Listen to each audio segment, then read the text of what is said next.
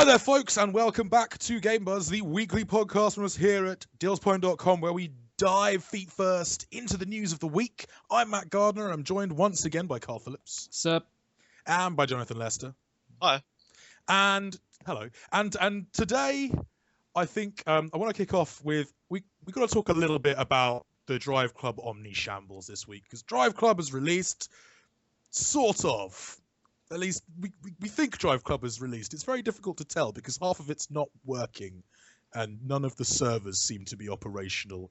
And I don't really understand what Evolution are doing and why it took an extra year.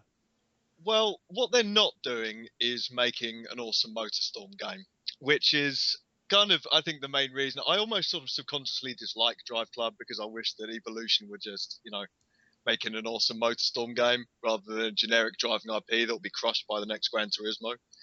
But I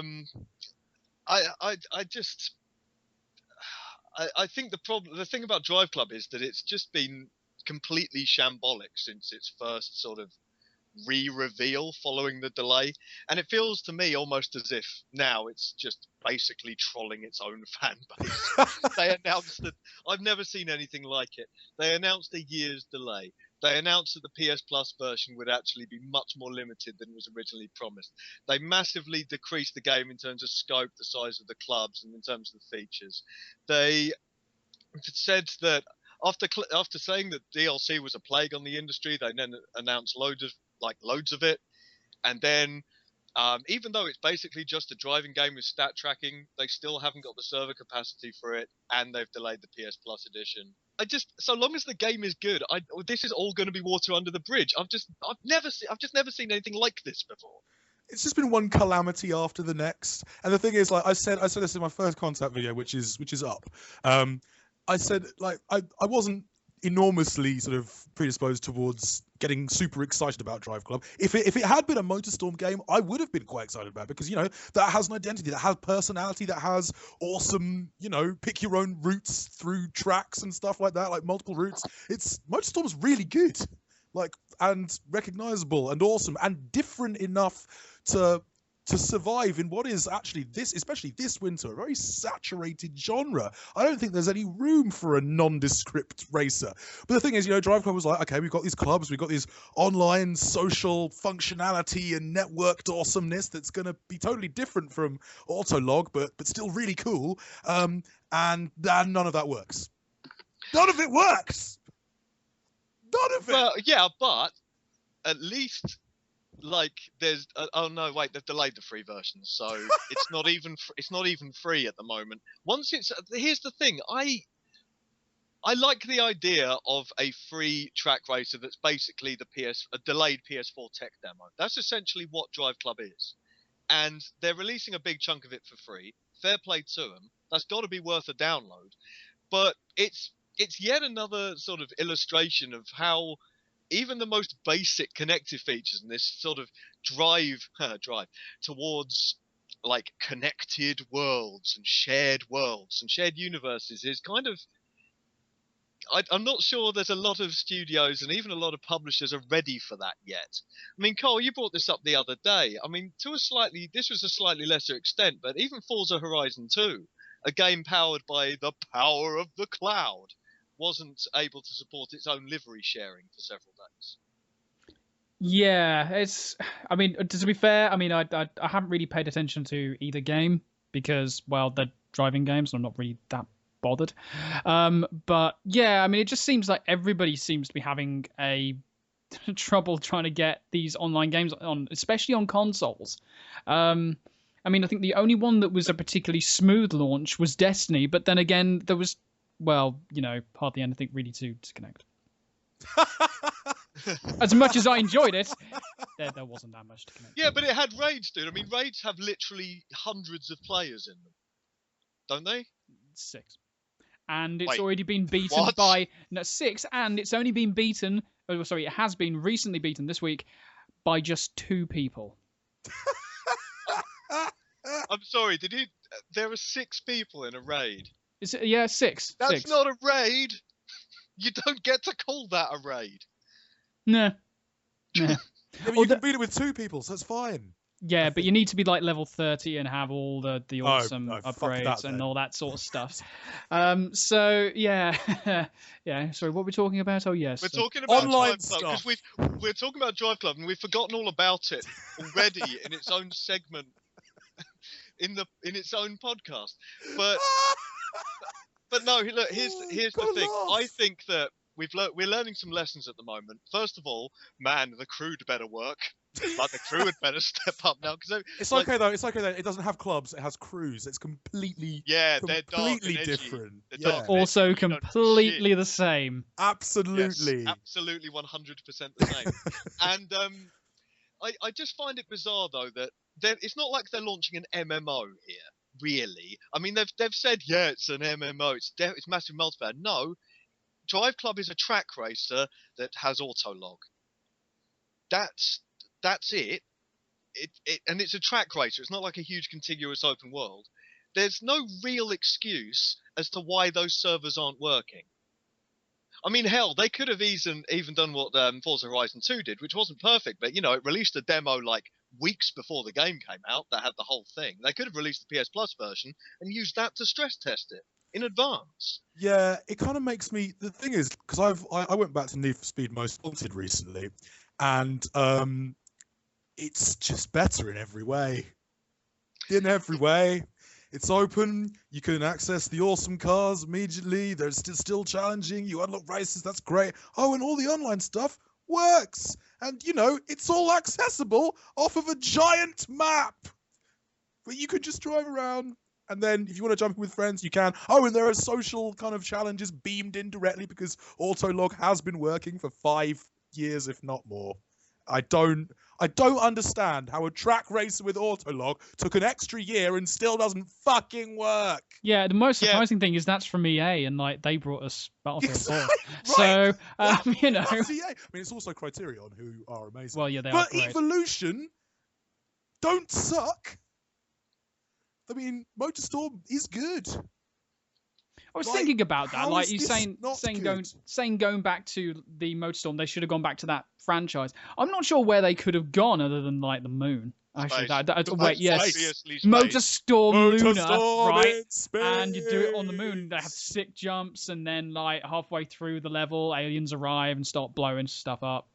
I've just done it. Yeah, there we go. That's where you got to do Evolution. Get up there. I don't the think moon. you've gone far enough because remember, Sony Liverpool have a bunch of guys probably still going begging, and the Wipeout license is up in the air. That's what we need, I feel. Oh man, imagine Morpheus Wipeout. Yeah, Motorstorm Wipeout. Motorstorm Wipeout. That would be awesome. There's so many players. The thing about Motorstorm is you can set it anywhere, you can do anything with it. But anyway, that's Motorstorm. I like the moon idea.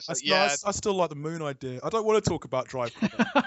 Can we please talk about Motorstorm on the moon? Because that. I just want to sit back and think about it. Motorstorm Luna. You seem to be massively forgetting that Gran Turismo, the last Gran Turismo game, already did this. Went to the moon. Yes. Well, in that case, they've already got the basic thing there. Then clearly, like they've got it. They've got the technology. Just do it. Put it all on the moon. We can can really build do that on PS3.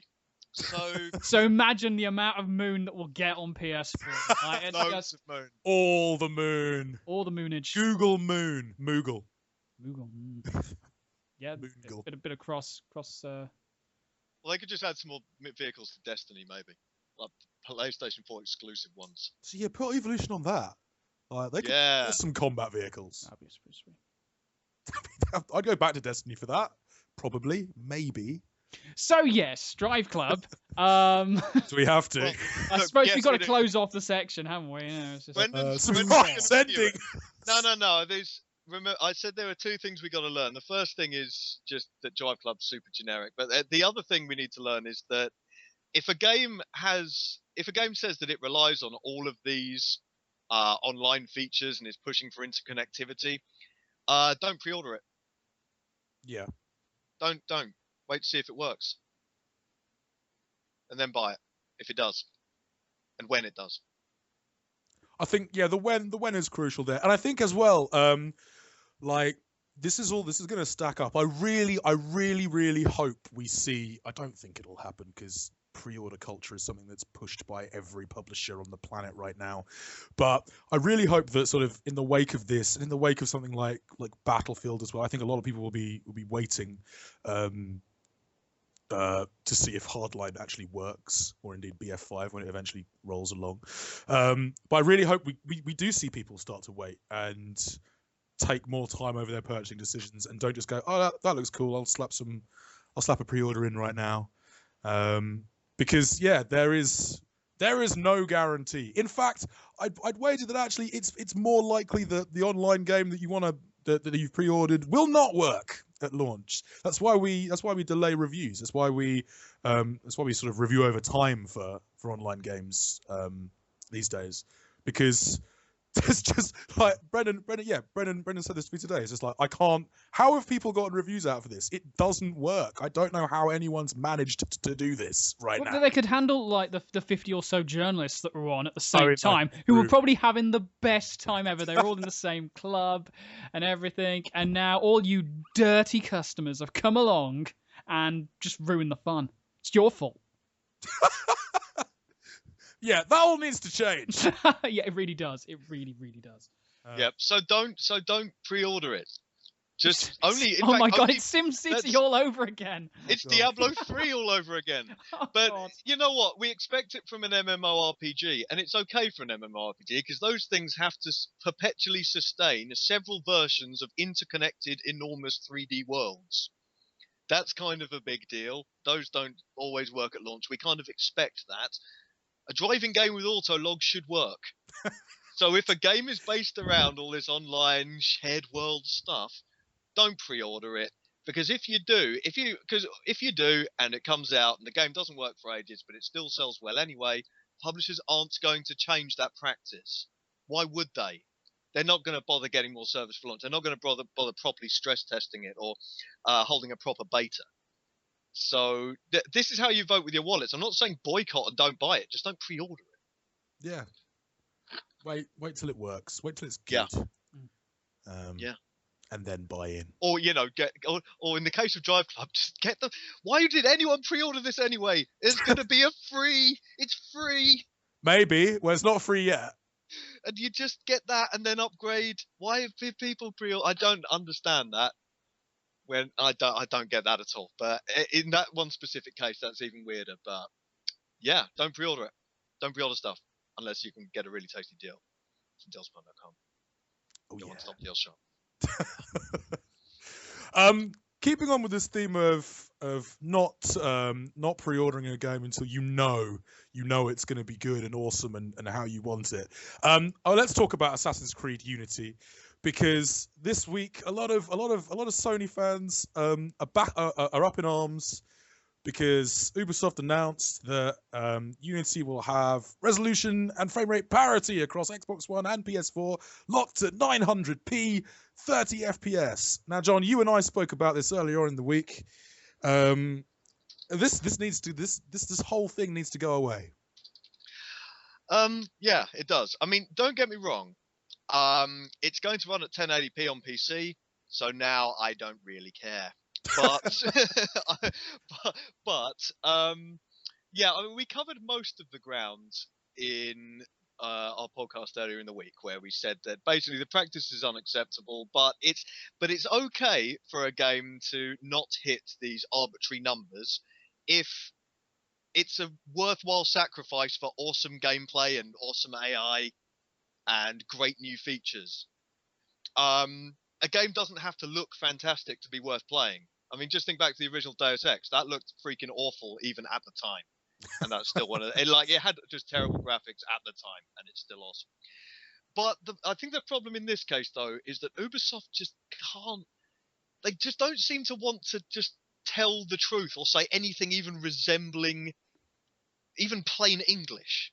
And I know that I butcher the language in all of these podcasts, but Ubisoft seem to be addicted to just spouting absolute crap on a daily basis. Yeah, pretty much. I'm amazed, because all they had to say was, look, okay, we're not hitting 1080p because we can't. We're doing all this advanced AI and crowd stuff. Okay, the next gen consoles, the current gen consoles now can't do that. Not even the PS4. There's a CPU bottleneck. Sorry. That's all they needed to say. Did they though? Have they said that though? They've sort of alluded to it, but what they actually said was, we didn't want to do it because we didn't want to start a massive internet debate like this one we're having right now. And then decided to say, in what is one of my most favouritist articles ever, that 60 FPS, no one likes 60 FPS anyway. That the industry is saying that 60 FPS is inferior to 30 FPS, and that 30 FPS should be the target because it makes your game look more like a film, and that's a good thing. What? I'm shaking my head so much right now. Are you high? Okay, yeah, I think I've just it's got to calm down a little bit. Yeah, well, you calm down. Just have a cup of tea or coffee or something. Just relax, breathe. That's it. Calm.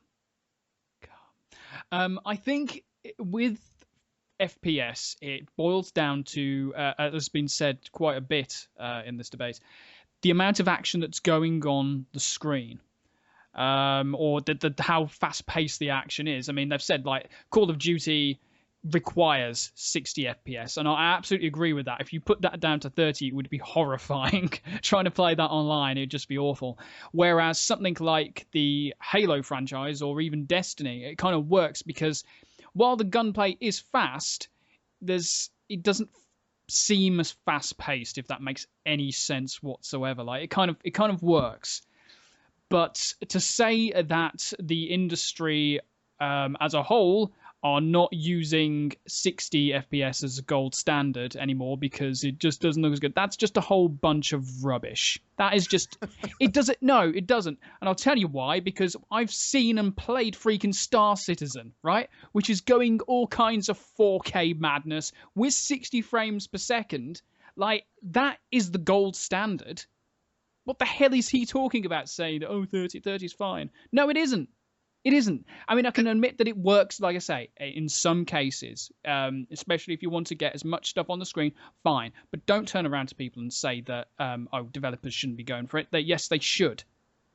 Yeah, absolutely. And don't use it as an excuse. If you want to say that, if you can't do it, say that you can't do it. Because your game doesn't need it, or you literally can't do it on the hardware. If you can't, just say it. Or take out the collection of feathers out of Assassin's Creed. If that's taking up any kind of bandwidth, by all means. No, they've already taken out the female characters, Cole, and they still can't do it. We'll take away the feathers. So the feathers aren't gonna. The feathers aren't gonna help. But don't take the beards. Well, Never I don't know. See if that's the issue, then we've got a big problem on our hands. We're fucked, basically. Yeah, we really are. But my other issue as well, with this comment from Nicolas Guérin, I guess, the level design director even, is that he says that the 30 frames per second is a good thing because it's more cinematic. It gives you more like cinematic gloss. I don't like. Now the widescreen like with the top and the bottom cut off, that gives you cinematic gloss. Yeah, and hey, if you want, you're not making a video game, guys. Yeah, sorry, you're not. Well, it looks like you're not making a video game now. You're not making it now. If you're making a film, that's fine. Try to be as cinematic as possible. Do you know what else is cinematic? Having a sort of 110-minute runtime would make it more cinematic. Mario and Michael Bay will make it more cinematic. Like requiring no controller inputs and having no interactivity whatsoever will make it more cinematic. That's just actually brought me to a very good point when you were bringing this up earlier. The fact that they're trying to go for something that's more cinematic, when in actual fact, games should be going more for the TV approach, if anything. I mean, it's something that Ragnar Tornquist spoke to me about at Gamescom, saying that games really should be focusing on that, like creating sections of gameplay which feel... So like episodes, and have like the cliffhangers at the end and then go back in and stuff like that. You should be going for TV, not bloody film. And what we've been getting to like 60 frames per second on freaking Coronation Street and Emmerdale for years. What are we talking about? Go for that. Come on.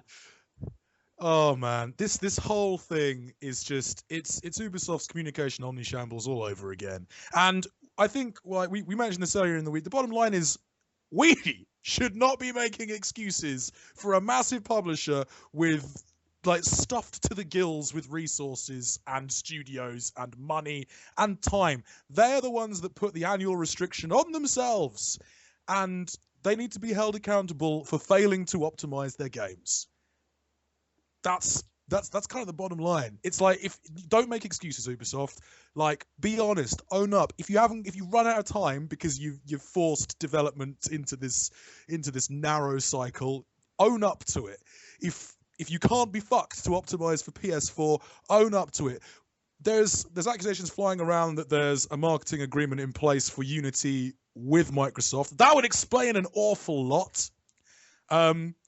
Because I don't understand really why Ubisoft doesn't want to make the best version of the game they can on each different platform, and that includes PC. Like, just do it. Like, what? They just want to make They just want to make the best film they can. I know. The whole. I bet David Cage is there rubbing his hands with glee, going, "Yes, Yeah, yes." he's not rubbing his hands. Oh. Yeah, he's rubbing his head. Cinematic. Yeah, that's it. Well, all this leads me on to asking, what do you guys expect? Actually, let's start there. What do you guys expect from a next gen / new gen game? Like, what's important to you guys? Well, 1080/60 doesn't actually bother me all that much. It's nice to have. What I want to see, what I expect from a next gen game is just the same as I expect from pretty much any game. I want competent art design. I want great gameplay. And I want to be able to inhabit this really awesome, cohesive, well-designed world.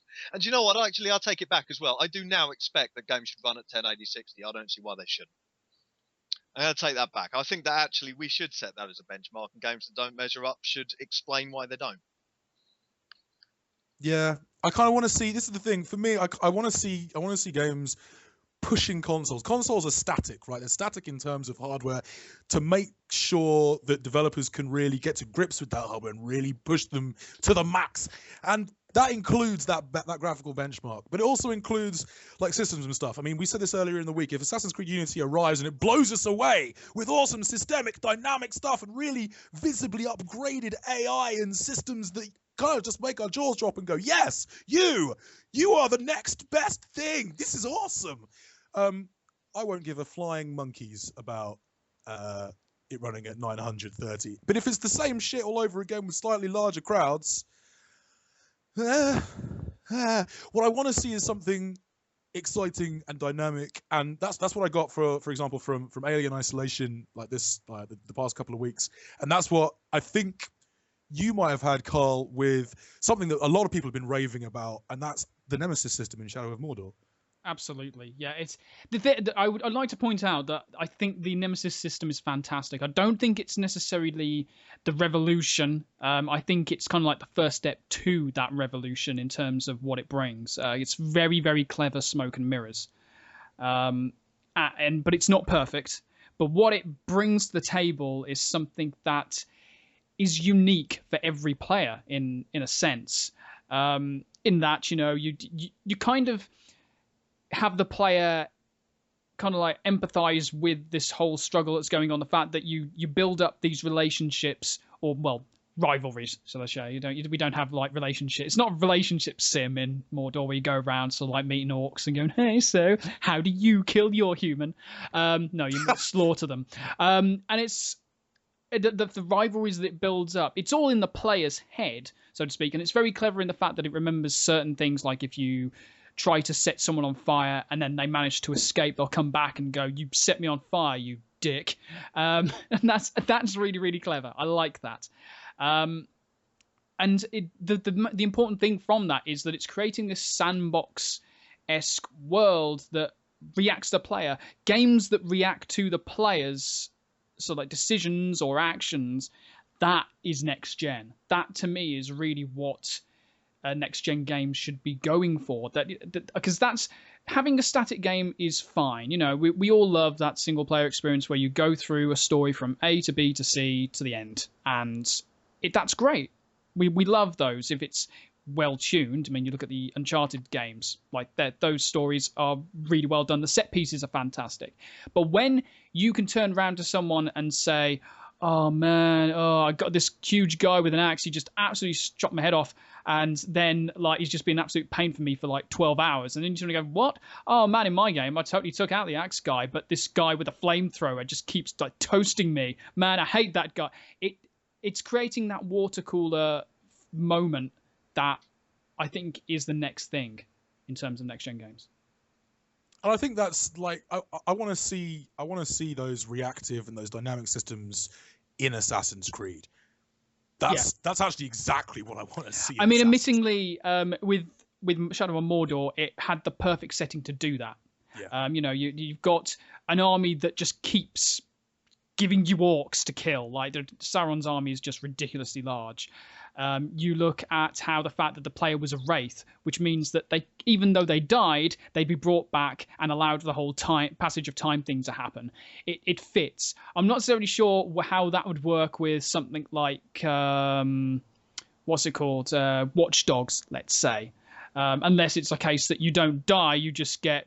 He's just really, really lucky in the fact that every sort of like bullet that hits him doesn't kill him. It just wounds him very badly. He has to go and recuperate for 6 hours. But they could have done it in Watch Dogs. There's a system where if you hack someone's phone and they happen to be allied with a particular faction, they will send a hitman after you later on in the game. Yeah.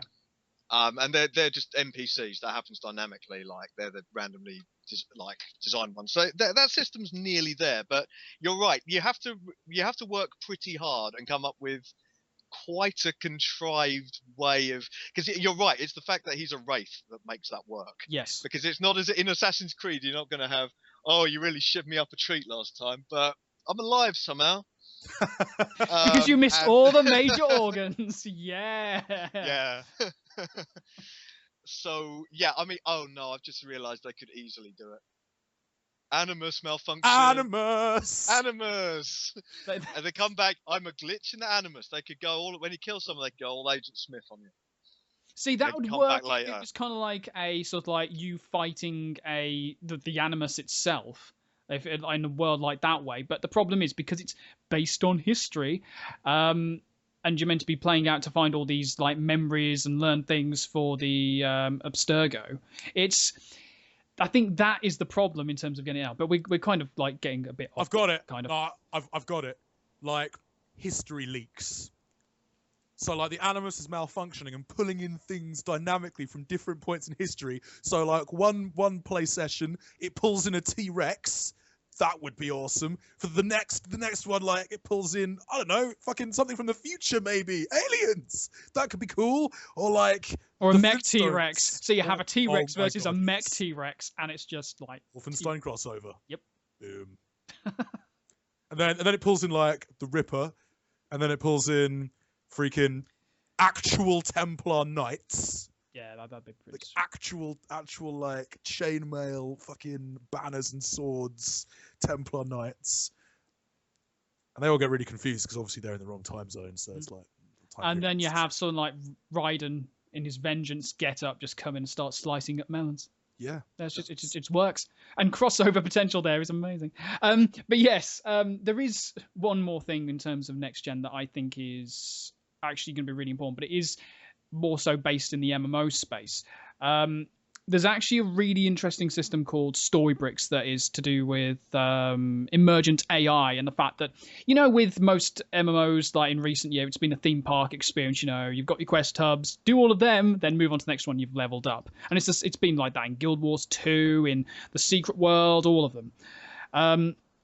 Well, with this Storybrick system that's going to be used in EverQuest Next, it's the way that it's going to work is that it's going to dynamically kind of like bring up events that are going on around the world, and it reacts to the player. So in theory, I mean, it's all written up on the site, actually, if you have a look at the reveal for EverQuest Next that I wrote up about last year or so. The way that it'll work is that on one server, the story will have gone a completely different way to another server. So you again creating all these water cooler moments like, oh, I took part in this battle on this server. Oh, really? In that on our server, we lost that, and now the town's burnt to a crisp, and we've had to go somewhere else because it's been taken over by darkness. Oh, your server's stupid. Like it's that kind of water cooler moments. Again, that's what I'm looking for in my gaming in terms of next gen. Yeah. Yeah, that sounds really awesome. That sounds really awesome. I'll throw up a link That's to you the to the video. dream! That is the dream. Dream. There's a brilliant video which I'm going to be writing an article about next week. About this Storybrick system in EverQuest Next. And we'll throw up a link in the podcast video so you can watch it. Please do, because it's brilliant, the stuff that they're going to be doing. And it's actually a reality. But yeah, that sort of thing is the dream. And it's great. Hell yes. So those are our dreams. We want to know your dreams. What do you guys look for in terms of new gen games? What makes a new gen game for you? What are you looking for? What are you hoping for in over the coming months and years on PS4 and Xbox One? Let us know. Hit us up with your comments. Yeah, we'd love to hear what you guys think. So yeah, I think that's it for the Game Buzz this week. Thank you so much for listening. If you're watching / listening to this on YouTube, please hit subscribe. Tell your friends if you haven't already. And we will be back same time next Saturday. But until then, cheerio. Bye. Bye.